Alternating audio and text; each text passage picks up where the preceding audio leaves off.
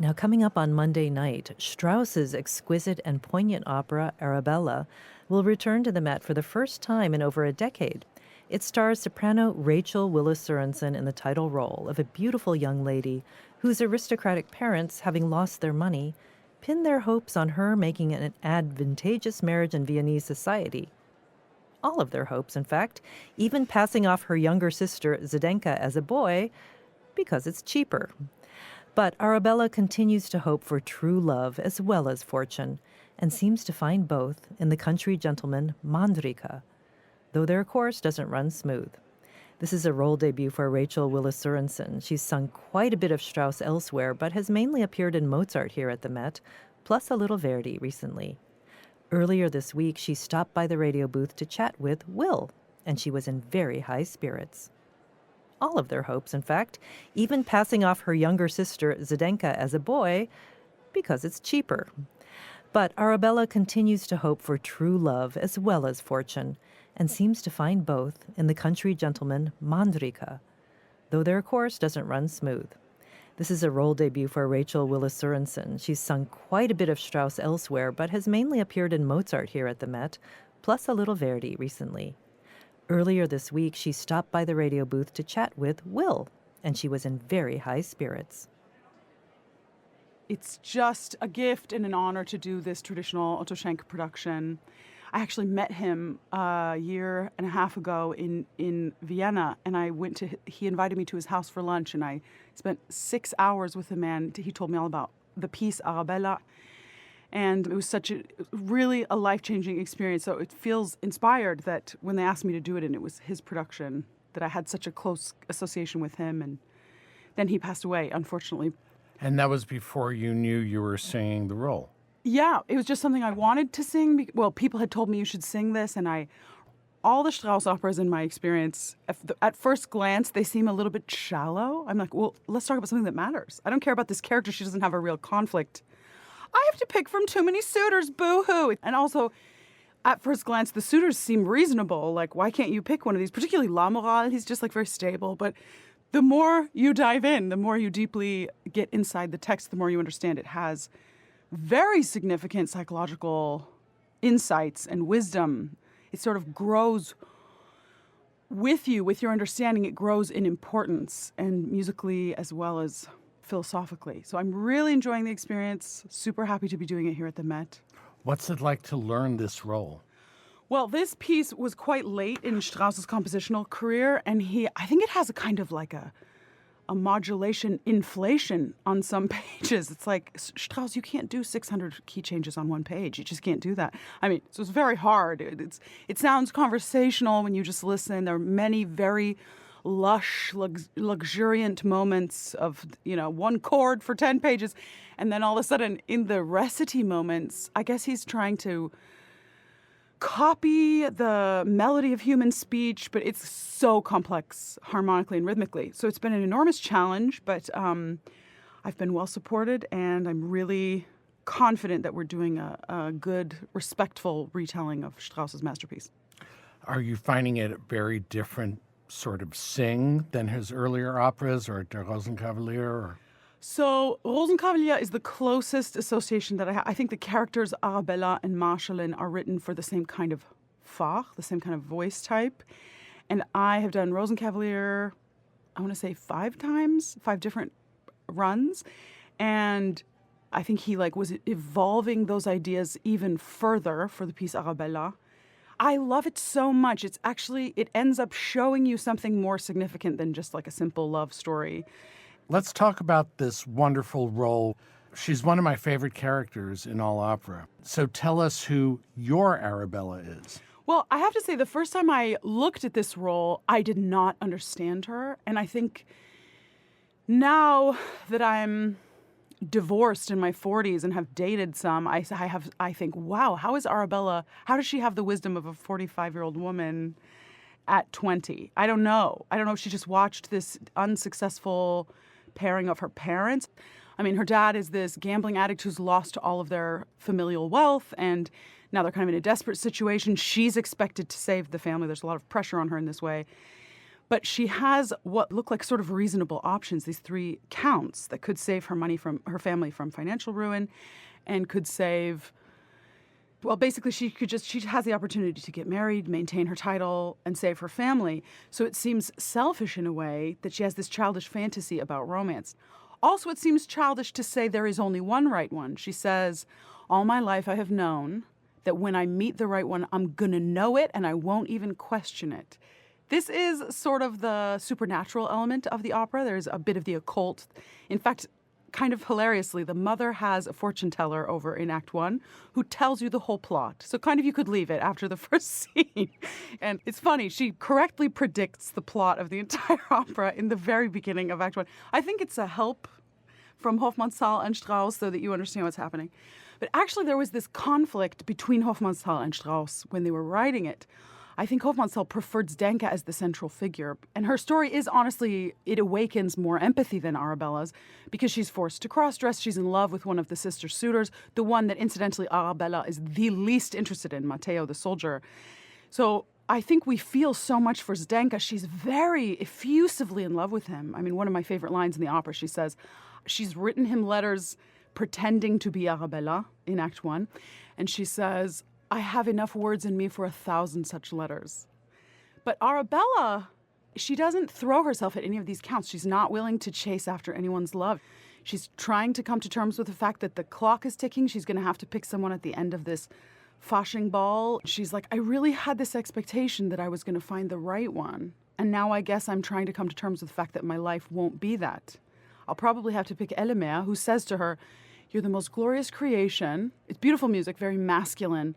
You're the most glorious creation, wait for it, as German, the verb comes at the end, to make me alone happy in all the world. So it's just, she's treated in various ways as an object by all these men. And then finally she meets Mandrika. But she then questions herself, as we all do, a little bit of doubt when you have an intuitive moment. She says, he must be married, I'm mistaken, I can't believe he didn't send me flowers. Well, she and Mandrika have a very unconventional love journey, don't they? They're both socially different than everyone else, both of these characters. Well, they both fall in love alone with each other, thinking about the other. So how do you make the energy happen with your Mandrika? Well, the music does so much of that work for us, as usual. I mean, that's the beauty of opera. We hear the words, but we experience the emotional internal worlds of the characters through this incredibly composed music. And if you think about it, one page of Strauss, just a toss-off, something that's not in the text too terribly significant, is like the most inspired music of another composer in their whole career. You know what I mean? Strauss was just teeming with ideas and development of tonality. It's really something special to behold. But again, I think it takes many, many listens to fully flush it out. Do you and Tomasz Konieczny talk about your unconventional relationship? Well, yeah, we've had, luckily, and that's my favorite way to do the work, we've had so many discussions about the drama and about making the text as sincere as possible. And it makes such a difference. It's not enough to just know what you're saying and sort of have a vague idea of what everyone's saying, because German is funny, like any language. It's just so, it's actually quite subtle. So when I say, for example, to Matteo in Act 3, like, what do you have? Was haben Sie? It actually means, are you insane? You know, and like you wouldn't know that from a translation necessarily. But I'm so grateful for the opportunity to utilize my little language skills, and Tomasz also. It's just been really fun to have these discussions and come to our own private conclusions and try to suffuse as much significance and humanity into these characters as we can. I've heard people say that we need to hear Arabella being introspective, or think we hear it. Can you speak to that? I mean, she has a soliloquy in Act 1, and it's stunning. She says, I love how much you can hear in the music, what the chords tell you she is thinking inside. She tries it on. Mein Elemer. Okay, he's mine, because Zdenka says, you and your Elemer. And then it's the first time it occurred to her, oh, wow, okay, if I marry him, he's mine, I'm his. Ich sein. Ich sein. You say it once high and once lower, and sort of in between is the realization what that means and how uncomfortable she is with the idea. And then we get the music, the theme that represents Mandrika. And she's like, in fact, I just want to talk to that stranger from the street. I just want to hear his voice. I want to know what he's like. And then, really, almost embittered, she says, then he'll just become like all the other ones for me. Well, there's all this conversation in the role, internal and external. What's the process of working those text-heavy parts out with the conductor? Here it's Nicholas Carter. He's brilliant. I will say he's brilliant and patient. And we've been quite strict with the score in terms of rhythms. And then sometimes I've said, wait, I need to do it wrong once so that I can get the thought map, because I need to think the right things in the right order. I want this thought to occur to her before the chord so that then I am the chord. And he's been really patient with my cockamamie process, trying to figure this out. Eventually, then it's very honest telling. It's as if it's coming from my own psyche rather than extrinsically imposed. Your Zdenka, Louise Alder, is making her Met debut. She's so a does that give you genius. a truly sisterly dynamic in this? I mean, we worked together also on Strauss in 2018 in Glyndebourne. Also with Brindley Sherritt. We all did Rosenkavalier together. It's a little bit of a reunion. No, I love her so much. The first day when I came in, she was doing this scene with Matteo. She absolutely broke my heart. She is so compelling. She's one of those dangerous actors that makes you really... she awakens empathy within you, and then the characterization, beautiful singing. I'm going to flatter myself that we sound great together. It's going to be one of those moments I never forget. I really respect her as an artist, not to mention she's very funny, and we've had a great experience. You're celebrated for your other Strauss roles and also for Mozart roles, and we hear a lot about the Mozart-Strauss connection, but I, for one, could use some more unpacking of that from someone who sings both. Well, I tend to believe that you have the two vocal cords. You got to throw them out, whatever repertoire is asked of you, and that you're better off, especially initially, to read something in a very clean way. And Italianate music sort of lends itself more to like slurping around. Traditionally, you're like allowed to do more portamenti, and in Mozart, you have to be absolutely clinically sauber. You have to be so clean, and then I think Strauss is similar. It's like you're better off to sing it as written than to try to slurp around. It's But vivid. I have to say that singing Verdi, which I've done more of in the past few years than any other composer, has really influenced and added a lyricism and legato and to my Germanic presentations. So I think it's nice. It's nice.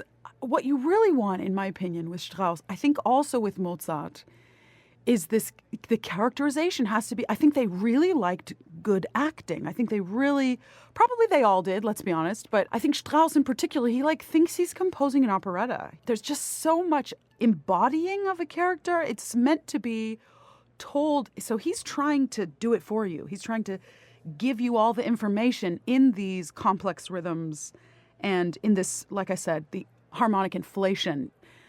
Also, though, I know these composers are limited by traditional music notation. They're writing down an idea. Who knows what was in their brain by the time I'm reading it? You don't want to be like three blind mice. You need to kind of be a person and saying a text. So marrying all these ideas, this is my complex job that I love so much. And it's, fun and hard and all of it. Not just complex, but contradictory Oh, ideas. absolutely. Yeah. Okay. You have How to are come to terms adapting? with a high degree of criticism, because some people, each person represents like one wedge of this big pie.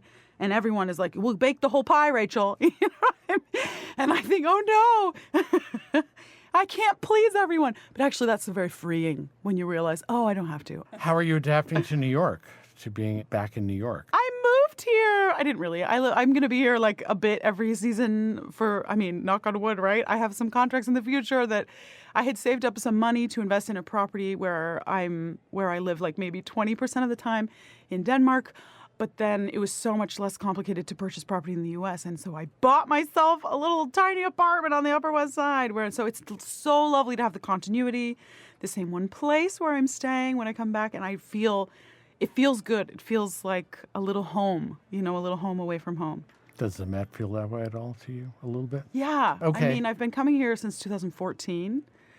And it's funny, it's still, since every opera house is a labyrinth, I have to like relearn where everything is every time I come, which is so obnoxious. But I make this little sacrifice so there's more room in my brain for the thousands of pages of music.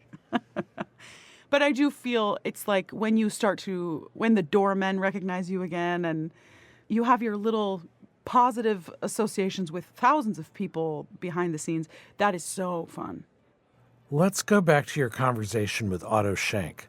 I'd like to know what he told you about this opera. Okay, so Otto Schenk was married to a very complicated woman. It was most of our conversation was actually, at least 2 hours he talked to me about her. And he did not sugarcoat it. He said many people disliked her. She was kind of wild. She was kind of rude. And she was every color in the universe. And she wanted to eat the world. Those were the quotes I'll never forget. He told me, to this day, I read poetry aloud to her. And I said, when did she pass away? And he said 6 months ago, and I looked it up, and it had been 5 years. He said, I don't go to the Friedhof where she is buried, the graveyard, because she's in this apartment. She picked out every spoon. He said, she's in here with me. It was so moving. And he said, Arabella is a complex character. She's not easy to love at first glance, but that makes you love her more once you figure her out. So there's a controversial line. Arabella says to Mandrika, you'll be my lord and I will be under you, like ich dir untertan. It seems very anti-feminist. Otto Schenk said, no. Arabella is a very feminist, pro-feminine. She's like an icon in feminism because the reason she is compelled to be with Mandrika is because he offers her power. He says, you will rule over me, one who rules over many others. Instead of saying, I will be your lord, he says, you will be my queen and Kaiserin. Empress. Empress, thank you. So he offers her power and he reveres her and he keeps saying he will put her above himself. And I think what I've learned as a human being on my sojourn on this crazy spinning planet is that you can't really choose. In these romantic relationships, you don't choose who you respect. When someone compromises the way you respect them, pretty much, unless they can regain that respect, the relationship is doomed. So I think that Arabella finally finds in Mandrika someone with enough energy, and his muchness is equal to her own. So she knows she's not going to have to make herself smaller or feign a smaller personality in order to be with him. She can be herself. That's the beautiful thing. The last lines of the opera, she says to him, and you're going to believe me? Because they've had this misunderstanding in Act 3 about Stanka and Matteo. And he said, and you're going to stay how you are? And she says, I can do nothing else. Take me as I am. So the beautiful thing with Mandrika is Arabella is finally permitted to fully embody herself in all her power. Powerful women are controversial because the only way to be universally lauded is to be completely blank, and then people will project onto you what they want to see. But I don't think they will love you. I think they will feel good in your presence and it will validate themselves. But a powerful woman is constantly confronting people around her. If you are a woman with a lot of energy, with a lot of intelligence, with anything, with a lot of money, with a lot of talent, with a lot of beauty, they say, oh, it's so intimidating. And I've had to come to terms with the fact that some people lack capacity. They can't. It's not that there's something wrong with them. It's just maybe you literally are too much. So Mandrika is as much as Arabella. And finally, she sees in him the containment that allows her to fully embody herself.